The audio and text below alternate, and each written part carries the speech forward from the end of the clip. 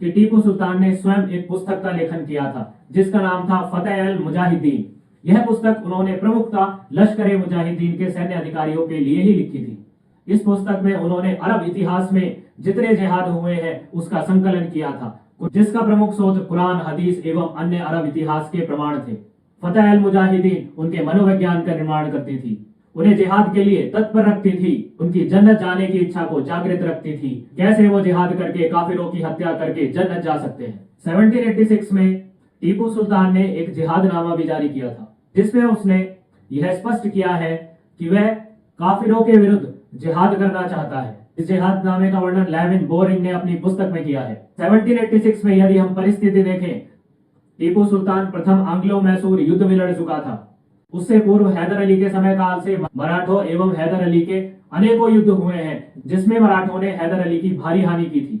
तो यहाँ पर जिन काफिरों की बात हो रही है उनमें प्रमुख रूप से ईस्ट इंडिया कंपनी के क्रिश्चियन एवं मराठा आते थे। 1786 में उसने जिहादनामा भी जारी किया। 1786 में ही उसने स्वयं को बादशाह भी घोषित किया। क्यों?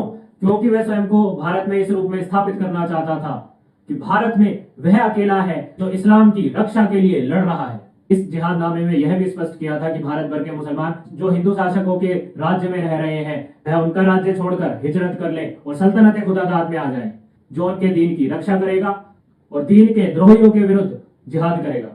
वह यह भी चाहता था कि यह जिहाद उसकी सरपरस्ती में हो, परंतु इसमें अन्य इस्लामिक शासकों की सहभागिता भी हो। मोहम्मद इलियास नदवी ने बताया है, बेशक निजाम टीपू के विरुद्ध था, ईस्ट इंडिया कंपनी मराठों के साथ था एंग्लो मैसूर वॉर में, परंतु सदैव ही टीपू सुल्तान यह प्रयास करता रहा कि निजाम, क्योंकि वह एक मुसलमान है, वह सल्तनत खुदादाद के जिहाद में सम्मिलित हो जाए। टीपू सुल्तान ने निजाम के समक्ष अपना दूत भेजकर यह भी कहा था कि हमें एक होकर मराठा एवं क्रिश्चियन काफिरों के विरुद्ध जिहाद करना चाहिए। उसके लिए उसने यह प्रस्ताव भी दिया था कि जो क्षेत्र पूर्व में मैंने तुमसे जीते हैं वह मैं तुम्हें वापस लौटा दूंगा। उसने निजाम एवं सल्तनत खुदादाद के मध्य वैवाहिक संबंध का प्रस्ताव भी दिया था। टीपू सुल्तान के ये समस्त प्रयास इसीलिए थे क्योंकि निजाम एक मुस्लिम शासक था, वह मुसलमानों से नहीं लड़ना चाहता था। टीपू सुल्तान के इस्लामिक मैत्री के प्रयास सिर्फ निजाम तक ही सीमित नहीं थे, दिल्ली के बादशाह को भी पत्र लिखे थे कि वह भी उसके जिहाद में सम्मिलित हो। उसने जो फतेह अल मुजाहिदीन पुस्तक लिखी थी उसको भी उसने दिल्ली में, हैदराबाद में डिस्ट्रीब्यूट करवाया, परंतु जब उसके प्रयास विफल होते दिखाई दिए तब भारत के मुसलमान शासकों द्वारा संगठित रूप से किए जाने वाले जिहाद की परिकल्पना ढहने लगी, तो उसने तुर्क के खलीफा के पास भी अपना 900 लोगों का डेलीगेशन भेजा जो 10 लाख रुपए नगद एवं 4 हाथी लेकर गया था। वह डेलीगेशन टीपू सुल्तान का कौन सा संदेश तुर्क के खलीफा के पास लेकर गया था? यही संदेश लेकर गया था कि मैं एक मुस्लिम हूँ और एक मुस्लिम होने के नाते मैं काफिरों के विरुद्ध जिहाद करना अपना नैतिक कर्तव्य समझता हूँ, उसमें आप मेरी सहायता करें। यदि कभी आपको मेरी सहायता की आवश्यकता होगी तो मैं आपकी सहायता करूंगा। टीपू ने खलीफा के समक्ष एक एग्रीमेंट भी प्रस्तावित किया था कि आप मेरी सैन्य सहायता करें, उसका खर्चा मैं उठाऊंगा। उसके बदले यदि कभी आपको मेरी सैन्य सहायता की आवश्यकता होगी तो मैं सदैव ही तत्पर रहूंगा। टीपू सुल्तान के सैन्य सहायता का अनुच्छेद तो खलीफा ने स्वीकार नहीं किया, परंतु टीपू सुल्तान को अपने नाम पे खुतबा पढ़ने का अधिकार उन्होंने अवश्य दे दिया। पर टीपू सुल्तान को तुर्क के खलीफा से सैन्य सहायता नहीं मिली तो वह अफगानिस्तान के अमीर जमान शाह के पास गए। जमान शाह को भी उन्होंने यही संदेश भेजा था, हिंदुस्तान की ओर कूच करें और काफिरों के विरुद्ध जिहाद करें, और दिल्ली की बादशाह जो अभी काफिरों के अधीन हो गई है उसे काफिरों से विहीन करें। हिंदुस्तान में लगभग 1 वर्ष तक रुककर इस्लामीकरण को सुनिश्चित करें। उत्तर के काफिर जो राजपूत हैं उन्हें बंदी बनाकर अपने साथ ले जाएं और तब दक्षिण के ब्राह्मणों के विरुद्ध जिहाद घोषित करें, और उस वक्त मैं अपने राज्य से जिहाद घोषित कर दूंगा और समस्त काफिरों को तलवार की नोक पर रखकर उनका अंत कर दूंगा। जमान शाह को जो संदेश टीपू सुल्तान ने भेजा था उसका उत्तर सकारात्मक आया। जमान शाह ने टीपू सुल्तान की सैन्य सहायता के तौर पर 33,000 सैनिक भारत की ओर भेजे, परंतु ईस्ट इंडिया कंपनी के कारण वे भारत में प्रवेश नहीं कर पाए। ऐसी ही एक सैन्य सहायता मांगने के लिए टीपू सुल्तान ने ईरान के शाह के समक्ष भी एक ऐसी सैन्य संधि प्रस्तावित की थी, वह भी स्वीकार नहीं हुई। टीपू सुल्तान की यही जिहादी मानसिकता कुर्ग एवं कैलीकट में किए गए आक्रमणों में भी स्पष्ट रूप से झलकती है। टीपू सुल्तान के ऑफिशियल बायोग्राफर मीर हुसैन किरमानी टीपू सुल्तान द्वारा कुर्ग पर किए गए आक्रमण को किस प्रकार देखते हैं। वह ये बताते हैं कि टीपू सुल्तान ने जब कुर्ग पर आक्रमण किया था तो सुल्तान मूर्ति पूजक को, बुत परस्त को दंड दे रहे थे। इसी के समान ही कैलीकट पर आक्रमण करने के संबंध में टीपू सुल्तान अपने एक अधिकारी सैयद अब्दुल दुलई को लिखे पत्र में स्वयं स्वीकार करते हैं कि अल्लाह एवं पैगंबर मोहम्मद की दया से उन्होंने कैलीकट के समस्त हिंदुओं को इस्लाम में कन्वर्ट कर दिया है। केवल कोचीन के कुछ हिंदू है ऐसे बचे हैं जिन्हें दीन में लाना शेष है। वह जल्द ही उनके विरुद्ध भी जिहाद कर उन्हें दीन में ले आएंगे। ऐसा ही एक पत्र उन्होंने बुदरुस खान को लिखा है, जिसमें उन्होंने स्वीकार किया है कि उन्हें इस्लाम की एक बड़ी फतह हासिल हुई है। मालाबार क्षेत्र में उन्होंने 4 लाख हिंदुओं को मुसलमान बनाया है। इन समस्त तथ्यों को एकत्र कर यदि अवलोकन करें तो यह स्पष्ट हो जाता है कि उनके युद्ध आक्रमण किस उद्देश्य से हो रहे थे। वह किसी राजनीतिक सामरिक उद्देश्य से नहीं होते थे। उनका उद्देश्य इस्लामीकरण था, जिसके लिए जिहाद किया जा रहा था। तो यदि यह प्रश्न पूछा जाए कि क्या इस जिहाद में जो टीपू सुल्तान का व्यवहार था, क्या वह एक सभ्य शासक के रूप में था, एक ऐसा सभ्य शासक जो युद्ध करता है परंतु बंदियों के साथ अनुचित व्यवहार नहीं करता, जो युद्ध करता है योद्धाओं से, नागरिकों से नहीं, नॉन कम्बेटेंट्स से नहीं, सिविलियन से नहीं, वह जिस क्षेत्र में युद्ध करता है वहां की स्त्रियों एवं बच्चों को कोई हानि नहीं पहुंचाता। क्या टीपू सुल्तान का व्यवहार ऐसा था? तो इसमें संदीप बालाकृष्णन ने अपनी पुस्तक में टीपू सुल्तान द्वारा जारी अपने अधिकारियों को अनेक हुक्मनामे का वर्णन किया है। यह हुक्मनामे जो युद्ध के समय जारी किए गए थे अथवा किसी क्षेत्र पर आक्रमण के समय जारी किए गए थे, जहां टीपू सुल्तान अपने सैन्य अधिकारियों को यह स्पष्ट करते हैं कि किसी भी प्राणी को, मनुष्य, पशु को जीवित मत छोड़ो। वह अपने एक सैन्य अधिकारी बदरुज्जमान साहब को यह स्मरण कराते हैं कि 10 वर्ष पूर्व हमने उस क्षेत्र में जब आक्रमण किया था तो वहां 10 से 15 हजार लोगों को पेड़ों पर लटकाया था। उस क्षेत्र के वृक्ष हमें पुकार रहे हैं कि अब फिर पुनः आओ, आक्रमण करो और 10 से 15 हजार लोगों को पेड़ों पर लटका दो। यह हुक्मनामे टीपू सुल्तान के युद्ध के काल की दैनिक दिनचर्या का भाग था। जब भी कोई युद्ध होता था तो टीपू सुल्तान द्वारा अपने सैन्य अधिकारियों को ऐसे कई हुक्मनामे जारी किए जाते थे। टीपू सुल्तान ने तो अपनी एक सैन्य टुकड़ी भी बना रखी थी जिसका नाम खजाक था, जिसका काम ही यह था कि जब वह क्षेत्र पे आक्रमण कर लेगी तो वहां पर जितने भी स्त्रियां हैं, बच्चे हैं जो युद्ध में मारे नहीं गए एवं इस्लाम कबूलने को तैयार नहीं है, उनका कत्लेआम कर देना है। जो पुरुष इस्लाम कबूलने को तैयार हो जाते थे उन्हें टीपू सुल्तान अपनी सेना का भाग बना लेते थे। टीपू सुल्तान की सेना में एक सैन्य टुकड़ी थी जिसे अहमदी कहा जाता था, जिसमें वह मुस्लिम होते थे जिन्हें हिंदू एवं क्रिश्चियन से मुसलमान बनाया गया है। इसी के साथ ऐसे हुक्मनामे भी जारी किए गए हैं जिसमें यह आदेश दिया गया है कि क्रिश्चियन लोगों को बंदी बनाया जाए। एविन बी बोरिंग ने टीपू सुल्तान की कारागृहों में होने वाले नृशंस व्यवहार का भी वर्णन किया है। उन्होंने यह भी बताया है कि कौन कौन से टॉर्चर इंस्ट्रूमेंट का उपयोग कर उन कैदियों को पीड़ा देने का प्रयास किया जाता था। कैसे सुल्तान अपनी प्रसन्नता के लिए उन लोगों को हाथी के पीछे उसका शरीर बांधकर उसे घसीटवाकर उसे मौत के घाट उतारते थे। कैसे एक कैदी को शेर एवं बाघों के बीच फेंक देते थे ताकि वह भूखे शेर सिंह उसे खा जाए और उसकी तड़प तड़प कर बर्बरता से मृत्यु हो। यह था सुल्तान का वास्तविक चरित्र।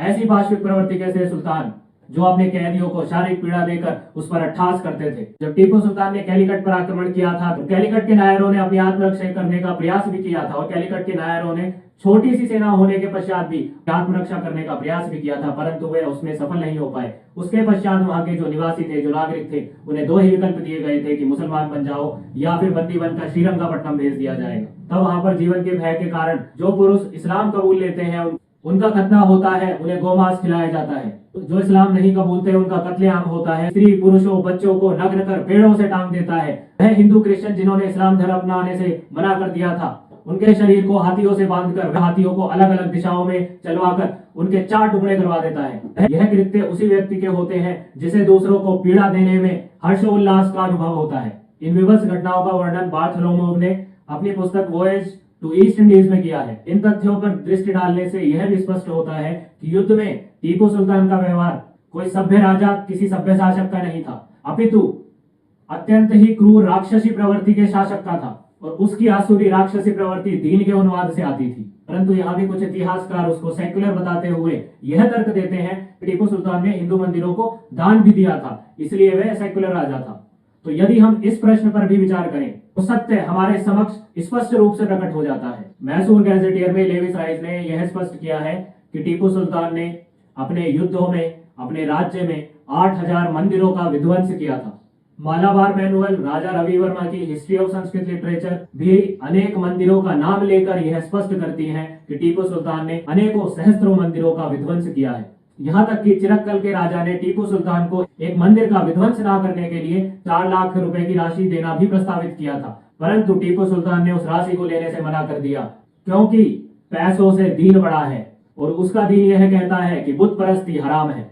मंदिरों के संदर्भ में यह भी कहा जाता है कि टीपू सुल्तान ने जब कुर्ग पर आक्रमण किया था तो वहां के शासक यह जानते थे कि टीपू सुल्तान मंदिरों का विध्वंस अवश्य करेगा, तो उन्होंने मंदिरों के कलश के स्थान पे मस्जिदों की गुम्बद लगा दी, जिससे टीपू सुल्तान को यह प्रतीत हो कि यह मस्जिद है। इसी कारण से विलासपीठ का भगवती मंदिर एवं ओमकारेश्वर मंदिर टीपू सुल्तान द्वारा विध्वंस होने से बच गया। लाहौर स्टाफ कॉलेज के अनुसार टीपू सुल्तान ने अपने शासनकाल में एक शासन आदेश जारी किया था, जिसके तहत सल्तनत खुदादाद के 100% मंदिरों का विध्वंस किया जाएगा, श्रीरंगापट्टनम एवं मलुककोट के मंदिर को छोड़कर। ऐसा टीपू सुल्तान ने क्यों किया था, इसका उत्तर लेविस राइस देते हैं। ऐसा टीपू सुल्तान ने 2 कारणों से किया था। प्रथम, राजस्व के कारण से। मंदिरों में जो चढ़ावा आता था उसका उपयोग टीपू सुल्तान करते थे, क्योंकि मैंने आपको पूर्व में भी बताया था कि टीपू सुल्तान के सूबेदार अमलदार अत्यंत भ्रष्ट थे। उनके पास जो संपदा थी उतना राजस्व सल्तनत खुदादाद के पास नहीं था। यही कारण था कि सदैव ही सल्तनत खुदादाद को राजस्व का अकाल रहता था। तो टीपू सुल्तान ने उस राजस्व की भरपाई करने के लिए इन 2 मंदिरों को जीवित रखा। दूसरा कारण यह था, उस मंदिर से संबंधित कुछ ज्योतिष टीपू सुल्तान की जन्मपत्री के आधार पर कुछ भविष्यवाणियां करते थे, जिसका उपयोग टीपू सुल्तान युद्ध करने के समय काल की गणना एवं अन्य महत्वपूर्ण कार्यों की गणना करने में किया करता था। और श्रीरंगापट्टनम में स्थित श्रृंगेरी मठ को ही टीपू सुल्तान ने दान दिया था।